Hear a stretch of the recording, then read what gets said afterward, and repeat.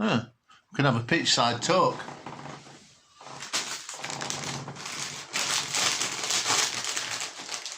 Yeah, I like these Lay's crisps. I don't know. I've got the Chinese. Africa. Some Chinese food last night. Finished. Probably not the best advert for them, but it tastes pretty good anyway. You had some Chinese food? I made it, yeah.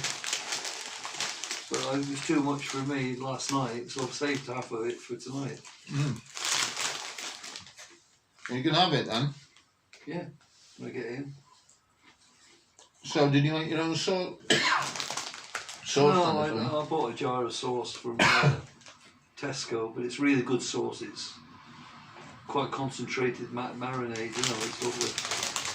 But I add a little bit of honey to it as well, and add a bit of garlic to it as well. What? Make it a bit more interesting. Who makes it then? Well, what? Who makes the sauce? It's a proper Chinese name, you know what I mean? I can't remember what they're called now, but they do all sorts of flavours, nice. Alright. So it sounds like... About £1.60 for a jar, and the jar's about that size. Yeah. So it sounds like a Chinese company. So I cut them. I usually do it with belly pork. I thought that's my favourite for China. I like it anyway, but I marinate it in. I cut the pork belly, and then I pour the stuff over, and then just let it marinate for a few hours. You know what I mean? What, do you put it in the fridge or something? Or? Well, I put it in a dish and I cover the dish. Yeah. Well, in the summer you get flies at it, wouldn't you? In the summer you might get flies at it. Oh yeah, you put it. I mean, I haven't got room in the fridge at the minute, but I need to make a bit more room. They've got in Aldi. They've got these Big Daddy steaks. I don't know if you've been in there. And the rump steaks are about that thick. You know what I mean? Proper. Yeah. Yeah, £4. It's not. It sounds a lot, but it's not bad. Yeah. And also, I noticed in Aldi yesterday, day before, they got footballs in there for £6. Yeah. I've got a couple. Already pumped up, like. I've got a couple of footballs. This one went down a little bit though. Yeah. But I've learned how to use the pump now. Yeah.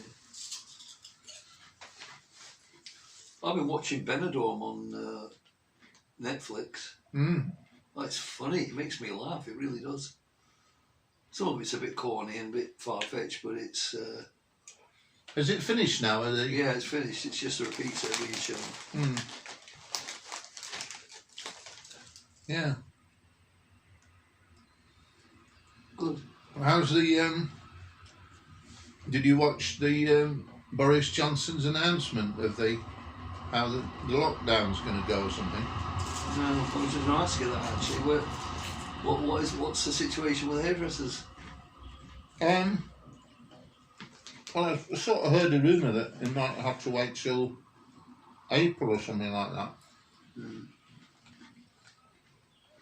Well, and then that's the end of it then, is it? We're all free then, are we? Well, I think they're hoping that because of injections and everything, that we might be back to sort of a relatively normal life in the summer, with a few restrictions, but not, it'll be a bit more like last summer, but increasingly more.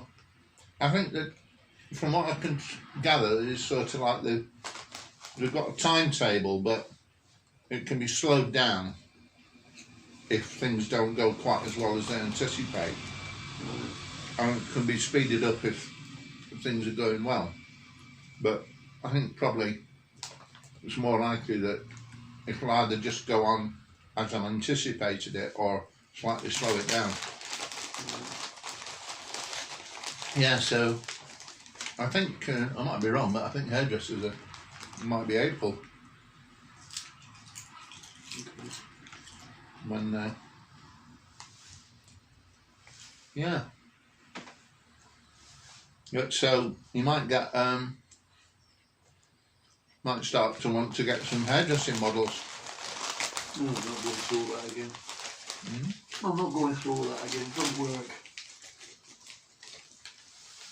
No, I think my hairdressing days are over now, man. Well, it's a shame when you got a really good skill. Yeah, but you keep saying I have. I'm not convinced I have. Well, the customers do as well. Oh, come on, Elton, don't do it, because I've got no customers and you know it. Yeah. Samantha is obviously gone and had hers done somewhere else by now. Jackie left me anyway, and I was left with Jill, and I don't fancy doing hers anyway. Yeah. I mean, no disrespect to her or anything, but it just doesn't bother me. I'm just not interested in doing it. Well, what about your special artificial lady with the artificial hair? What, with Veronica's, you mean? Yeah, I know they Could bring it around that side of the table. What? I could bring it around there to me and on that side of the table. No, I'm gonna get me other blocks. I've got quite a few. I've got about 5 of them, I think. And, practice some long hair work, which is I can do that, but I don't know. Well, you can pass your skills on to other people as well. I just don't think it works. But you're saying models required for, because I've been doing it for years, putting those adverts in, and I don't know. My heart's not in it sometimes.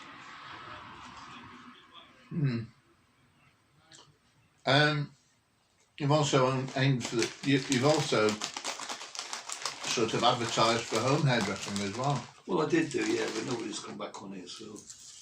Oh. And I don't entirely enjoy mobile hairdressing. No.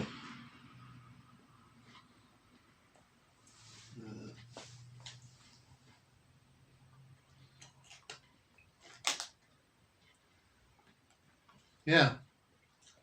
Depends what kind of mobile hairdressing it is, because I mean, if it's like being a mobile in a window, where you dress up as a moon or something, and hang on a bit of string, and try and snip people's hair as they're passing by, I mean, that's totally impractical.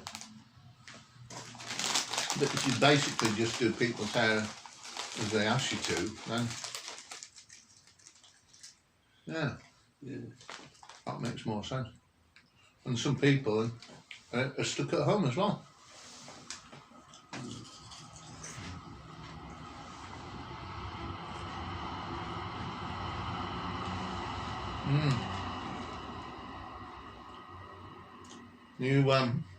Are you confident Manchester United will catch up with Manchester City then?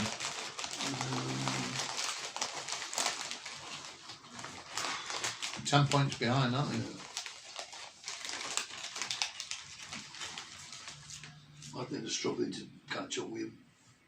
I think they will. I mean, you think they will catch up with them? No, I think they'll struggle. Yeah. I mean, that West Brom result didn't do them any favours for a start off. They may have to. I mean, they've got Chelsea, they've got Real Sociedad this week, haven't they? And then they've got Chelsea, haven't they, next? So. Yeah. Well, Chelsea aren't particularly pulling up many trees.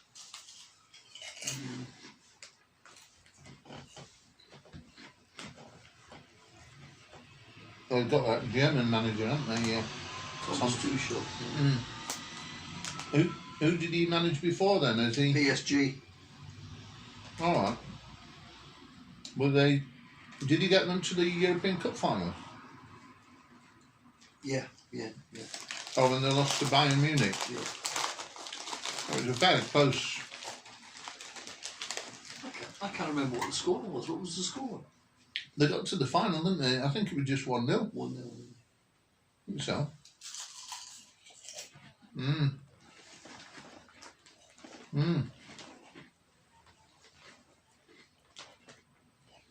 Yeah. So I don't know whether Chelsea's old manager, Frank Lampard, would be wanted somewhere else. Well, there was rumours going about that Palace would possibly move Roy Hodgson, not kick him out, but possibly keep him in a role at Crystal Palace while we bring a new manager in. And one of the names mooted was actually Frank Lampard. Thought that Palace would be a good fit for him. You know what I mean? But also there's been talk about Scott Parker becoming a Palace manager as well. If it came to leave Fulham, you mean? Yeah. Yeah. I mean, the two teams that look. I mean, Sheffield United have really got to pull their finger out if they're not going to get relegated. I think they're gone.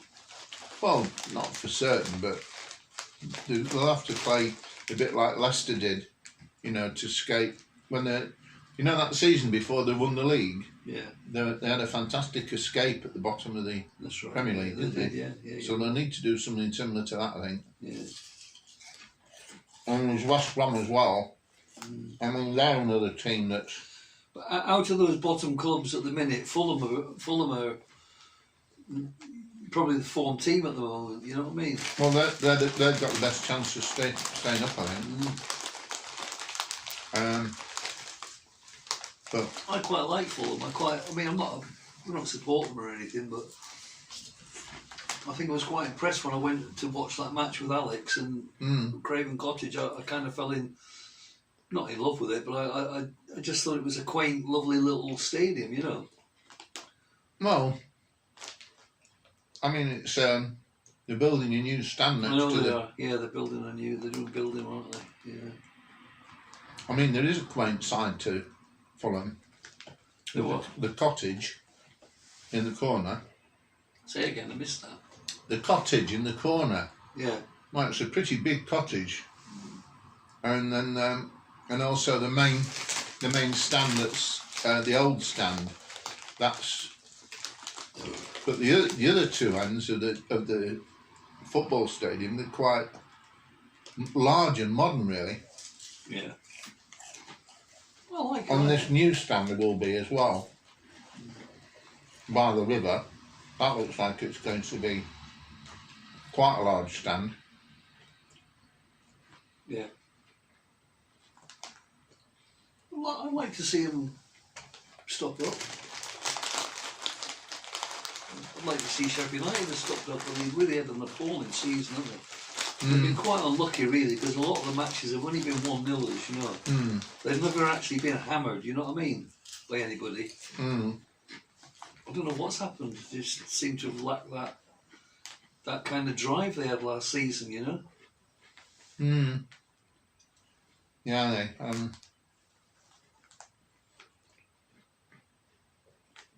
I sometimes wonder, you know, I think Sheffield United's manager is a really good manager. Chris Wilder, yeah. But somehow I think if there was less pressure on managers, for instance, you know, at the start of the season when United started to have a bad run, the owners of the football club could have said to Chris Wilder, look, we want to keep you on as a manager, but we're going to give you a couple of weeks off and your assistant will take over. You know, just to give them a bit of a break, you know what I mean? And put somebody else, a different, you know, so the pressure's taken off the one person and you sort of share the responsibility to a certain extent. You know, Chris Wilder still being the manager, but allowing one of his coaches for 2 or 3 matches to take over so that, see what I mean? He can just get back to coaching and he doesn't have to manage all the time. And I think that he might come back to it fresh then, you see, rather than sacking people, because I think I'd do that as a chairman of a football club. I'd say, look, it hasn't been going very well recently. Have a bit of a break, let your assistant take over, and then after his run of good matches. Yeah, but egos come into play, don't they? And they would kind of think their days at the job are numbered and all that kind of stuff. I mean, I like Chris Wilder actually. Yeah. I don't know him. I don't like. Well, he's passionate about Sheffield United, isn't he? Yes, yeah. And and took them right from the third division right up to the top league. He's done well. Yeah. But he's not had much money. They've not given him much money to spend on a bit of quality, you know. I don't know. It seems to. I think they've signed quite some expensive players. I mean, that forward they got from. How much did that forward cost from Swansea? Who?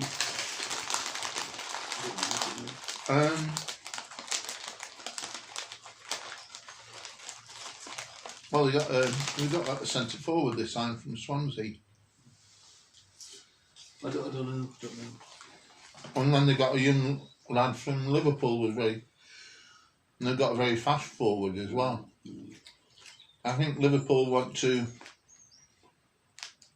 United have signed him, but I think they see this young player as good potential for the future. So if he plays for United for a couple of seasons or whatever, and comes up to the standard that Liverpool want, then they might say, well, we'll buy him back off you for whatever fee it was that was agreed. Liverpool fell away quite dramatically, haven't they? Yeah. Is it through injury? Is it through bad form or what? What is it? Well, I don't think it helped. Well, Van Dijk was a big miss, wasn't it? Yeah. I was listening to Paul Scholes the other night when Man U were playing Newcastle, and we're talking about signings and all the rest of it. As he doesn't rate. It's fairly obvious from the way he came across it. He doesn't rate Lindelof, and he reckons that if Man United could get a really good dominating centre half. Well, they've got the England centre half, haven't they? To work a lot, yeah. But even then, I think he's a bit overrated, Maguire. But he's potentially very good. I mean, I think him and somebody else keep Maguire, but also, you know, Paul Scholes reckons they need somebody like Vidic, that type of player, or Company. You know, that kind of strong. Isn't Vidic playing midfield for Man United though? Vidic, he was. I thought he was more of him and Rio Ferdinand formed a good. Haven't they got a sort of like East European midfielder though, Man United? Well, they've got Matic. Oh, sorry, I'm getting Matic confused with Vidic. No, Vidic was a centre half. But he was a good player, very good. And him and Ferdinand worked well together. Yeah. But that's what Scholesy thinks anyway. He reckons that United would be not that far off if they could just get a dominating central defender, you know? Yeah. Well, I mean, when England won the World Cup in 1966, they had Jack Charlton, who was a tall, really good at heading and everything. And then they also had Bobby Moore, who's sort of... sweeper type. Yeah, and sort of intelligent player. I'm not saying Jack Charlton wasn't an intelligent player, but he was more physical probably than... Yeah. Good player, Bobby Moore. Yeah. Great player. Yeah. I watched a documentary on him a few weeks ago. Well, a good captain as well. I like the football documentaries you can get on one of these channels, you know. I watched a Jimmy Greaves one as well. That was interesting. Yeah. And who was telling me? Was it you who was telling me about Maradona? Oh no, it was David, my brother. Yeah. Maradona was what you know. There was a documentary on him and everybody focuses on that handball thing. But what a brilliant footballer he was, you know. In those early days, and then he got in with the wrong crowd. I mean, with people giving him drugs and stuff all the time, and and all that kind of thing. A bit like Georgie Best, really, in a way. People are always ready to buy him a pint, you know what I mean? Did he start having drugs because he was injured? His legs were hurting or something like that, or? Who, Maradona? I don't know what the reason was. Probably recreational, just. It's recreational drugs, aren't they? I saw him live, Maradona, at Old Trafford. Playing for Napoli or something? No, playing for Barcelona.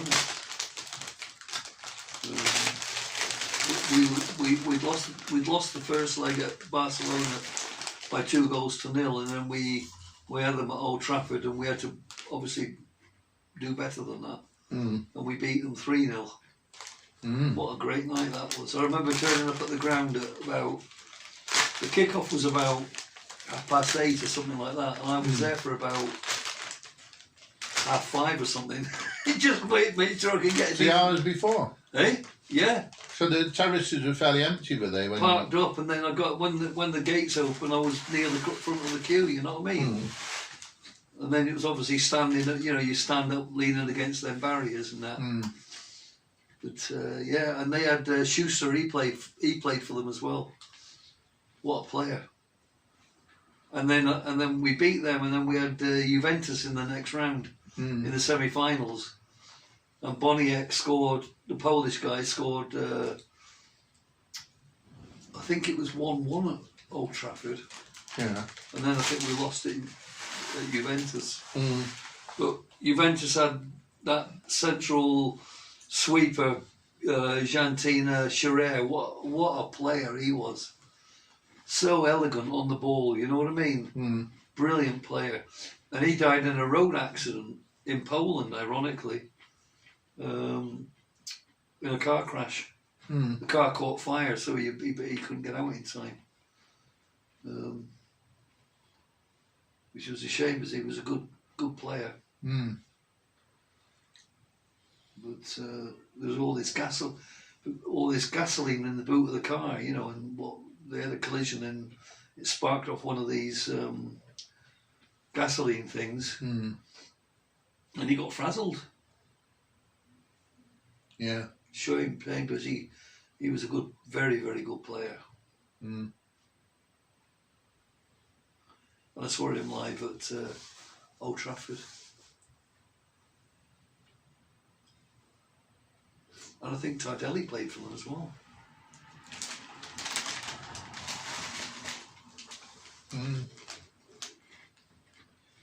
Dino Zoff was the keeper, I'm sure.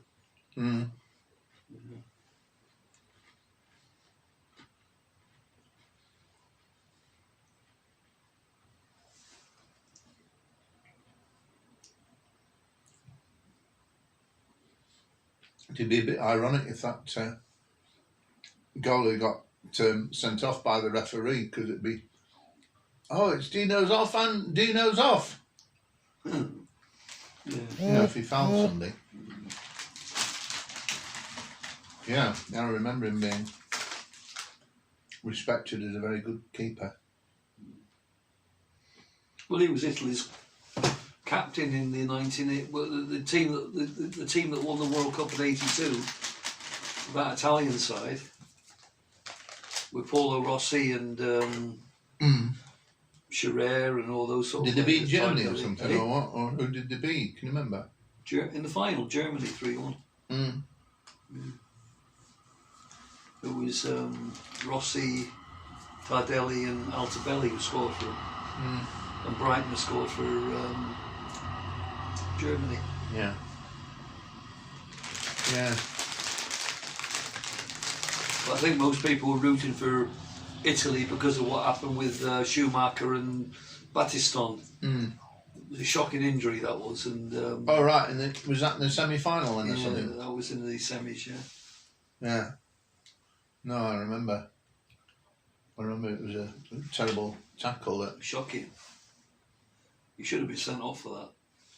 Yeah. So, what do you think about VAR then? Well, I think he's all right. I think since he left Stocksbridge and went to Morecambe, I think he's become a really, really good player.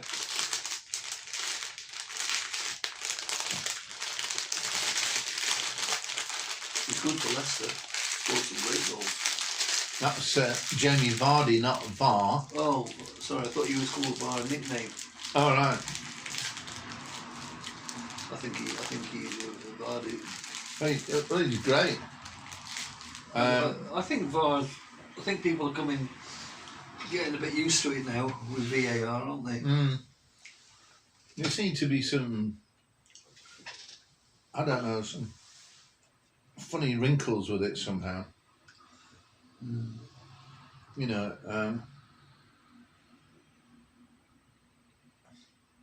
I mean, years ago, I had this idea that just let each captain of the football team have maybe 2 appeals during each half of the match, a bit like they have in cricket. So if they think, you know, there's been a foul done or something like that, they have an opportunity to appeal to the ref, and but just let play on, go on otherwise. And I don't know whether you'd be reinstated. You'd have your appeal reinstated if if the referee went to the side of the pitch and looked at it. But it does seem like the. Do you think it slows it down too much then? Well, it's not that so much. It just seemed a bit finicky somehow because in certain situations it seems to spoil things somehow, and then in other situations. I know when they disallow a goal because half of their toenail was across the line or something like that. Yeah, that seems a bit ludicrous. That's ridiculous. You know what I mean? It's yeah. You know. It's just ridiculous. I mean, you know, I've watched a few matches lately where, when they do the analysis afterwards, and there's an offside dispute, the it's minimal. You know what I mean? And you've got to allow for a little bit of human. Yeah. Whatever. Yeah. Yeah. So. Well, I mean, if yeah, it does seem a bit. You know, there seems to be should be a better way somehow. Yeah. Yeah, and I mean, it was years ago when they had the World Cup in America. Yeah. And I went into the Football League headquarters and suggested that because they wanted extra advertising in America during the football matches, they wanted to make it into 4 quarters, like an American football match. Oh, right, yeah. They knocked it back, yeah? But I suggested that, you know, they were having drinks breaks anyway in that American World Cup, as far as I remember. Yeah. So why not have, let the 2 captains maybe have 2 appeals each in each half or even during the match for when they feel like their particular team was hard done by. It's a bit like tennis that you're proposing then now, isn't it? Yeah. Where tennis players get 3 questionable. They can question 3 decisions, can't they? Yeah. So what you're saying is something similar for football then? Yeah. Yeah.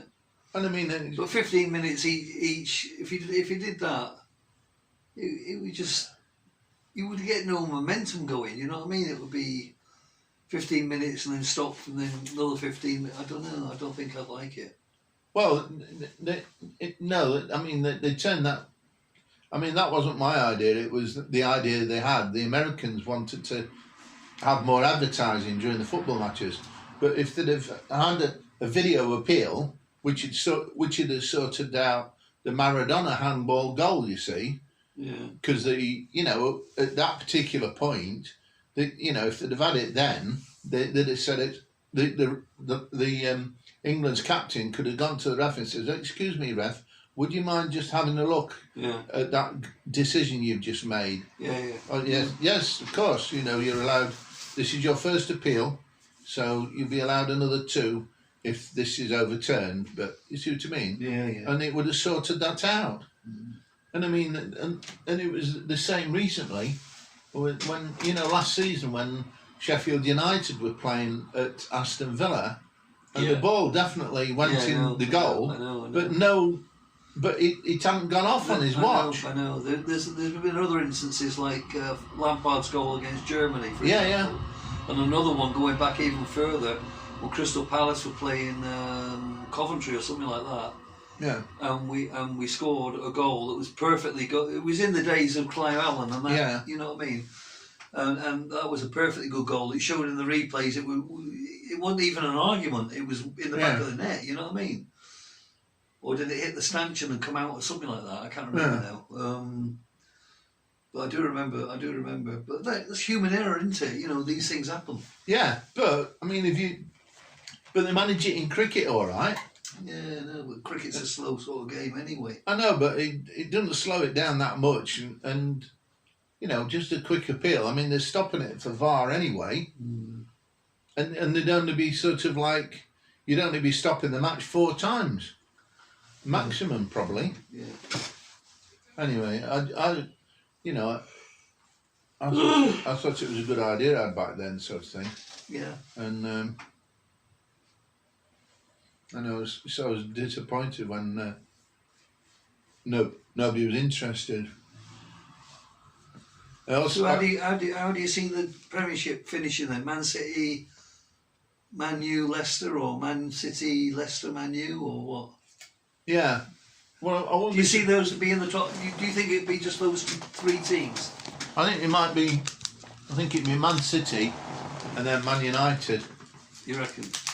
Yeah, and I think Man United might. I don't know, unless Man City have a bad run. They've. I think Man United might be, be sort of, a few points behind, I suppose. Well, it'd be nice if it goes on till the final thing of the season. I mean, that was one of the best end of the seasons, wasn't it? When Man City won with that Aguero goal against. I know. Man United lost at. Man United lost out because they won at Sunderland, didn't they? But we won the season after. Fergie's last season, wasn't it? But in that last season, Man United had won at Sunderland, and Man City were drawing at home against. Was it West Ham or something like that, or was it? Man U. QPR, was it QPR? It was QPR, wasn't it? QPR, yeah. And QPR were winning 2-1, and then Man City got it back to 2-2. Right, yeah. And then in the very last, and I think the match at Sunderland was finished, and Man United had won, so everyone was hanging about, to see what would happen in the last seconds. And that's when that Aguero goal got scored in. Well, I don't know how many minutes of injury time were there, but yeah, they went a bit mad about it, didn't they? I remember. Well, it was it might have been the most dramatic end to a league season ever. Well, a really dramatic end to a league season was when Man United were now then, the 2 Manchester clubs were playing the 2 northeastern clubs. This is 1968 or 9 maybe. And I'm just trying to think how it panned out. I think City won it from us again. I think City were playing Newcastle. Or were we playing Newcastle? I think we were playing Sunderland. And that was a traumatic finish anyway. And that was between which? Man U and Man City. And they finished first and second in the league. Yeah, but I can't remember which order it was. I think City won it. Yeah. And we came second to them. So because Man United would have been the champions of the season before they won the European Cup final, weren't they? Which was 1968? 68, yeah. Because I saw the final before on telly. Celtic. At Lisbon. That was fantastic. Yeah. I was really happy for Celtic that day. Yeah, it was good, wasn't it? Mm. I was really happy for Aberdeen when Ferguson took Aberdeen to the Cup Winners' Cup medal. Mm. That was brilliant because Aberdeen, quite a small team really. Mm. You know, small club. I mean, the biggest thing they've ever won, probably. Oh, it's the biggest thing they've ever. It's, the most prestigious thing they've won. They have won a few Scottish Cups and League Cups. Did they ever win Have they ever been the top team? They won the top of the league. Yeah. When Fergie was there, we had a really good. Well, I say we, my mum's team really. Well, Aberdeen and my Scottish team definitely. Yeah. So. Have they been the champions a couple of times then or something? Oh yeah, quite a few. I remember my uncle was a staunch, died in the wool Aberdeen fan. He used to watch the reserve. He used to go and watch the reserves play and everything. You know what I mean? And he was a really astute observer of football. You know, he says he's going to be a good player or he's not so good or whatever. You know what I mean? And he lived and breathed Aberdeen. He lived and breathed football, but he lived and breathed Aberdeen, particularly obviously his home city and everything. And they did win the championship quite a few times. Yeah.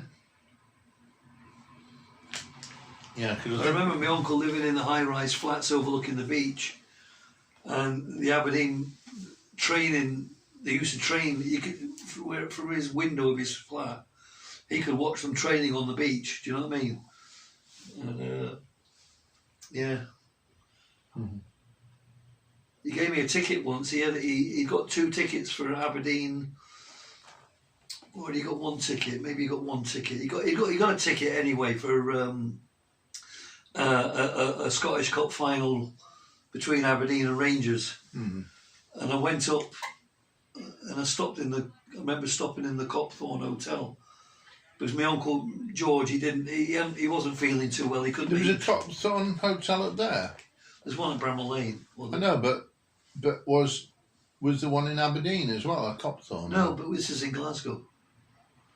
Because the match was going to be in Glasgow at Hampden Park. Yeah. I got a ticket my uncle had given me a ticket for the cup final. Yeah. It was Aberdeen v Rangers, but it was at Hampden Park. Right, so, but did you stop in a hotel? I stopped the night in the Copthorne, yeah. Where? What, up in Glasgow. Oh, so is that where the original Copthorne is then? Well, I think the Copthorne was a group of hotels. I see. Yeah. It's yeah. I mean, there's one at Bramall Lane is yeah, I've only heard of that one at Bramall Lane. That's all. Yeah. I remember stopping there anyway because I remember we lost 3-2. I think Davy Cooper were playing for Rangers. He ultimately died with a brain hemorrhage. Not on that day. But he passed away. He was playing for Motherwell at the time. Yeah, so I went to the so we left the ground and I was walking back towards the city centre, but I really hadn't got a clue where I was a bit worried about it, to be honest with you, walking through the dark streets of Glasgow, you know what I mean? But I got back to the hotel okay and came back home next day. Who were Aberdeen playing in the final then? Rangers. Oh, Rangers. Yeah. And did Aberdeen win that? No, we lost 3-2, I think. All right. Well, might have been a bit more controversial if Rangers hadn't won, I suppose. There was a good Aberdeen side, though. Willie Miller and Alec McLeish and Gordon Strachan and all that lot. You know what I mean? Good team.